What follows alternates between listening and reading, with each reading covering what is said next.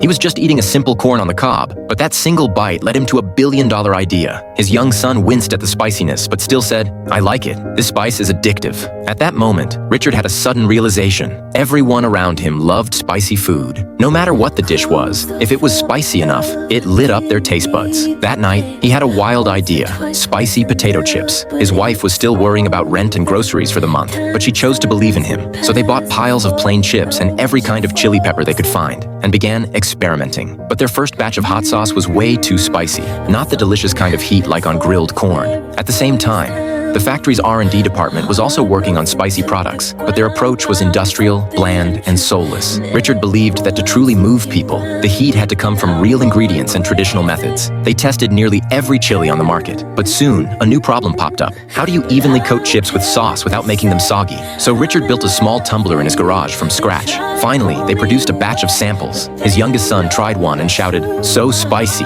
then smiled and added, "But it's the good kind of spicy." And just like that, the greatest snack of all time was born. But trouble was brewing at the factory. Layoffs were coming. Richard pitched his spicy chip idea to his supervisor, only to be laughed at. "You're just a janitor. Don't waste our time with pipe dreams." But Richard didn't give up. He secretly found the company president's contact and mailed in the samples. Not long after, Richard got a call. The president hadn't even wiped his hands yet. He was that eager to talk. Chaos erupted at the factory. The higher-ups were scrambling to find out who had gone over their heads to contact the president. When they found out it was Richard, his supervisor humiliated him in front of the entire staff. "If the president doesn't like your idea," he warned, "and sees how deep this place is bleeding money, he'll pull the plug and shut down the factory. And it'll be your fault that everyone loses their jobs." Richard began to doubt himself. His wife noticed the change in him. When he finally opened up, she stood by him once again. She made him stand in front of the mirror and say out loud, "You've got this. I've stuck with you all these years," she said, "because I believe in you. You're not just some ordinary guy. You're just someone the world hasn't seen yet." She helped him study business terms, prep a pitch, and rehearse communication skills. On the day of the president's visit, she picked out his best-looking tie, then leaned in and whispered,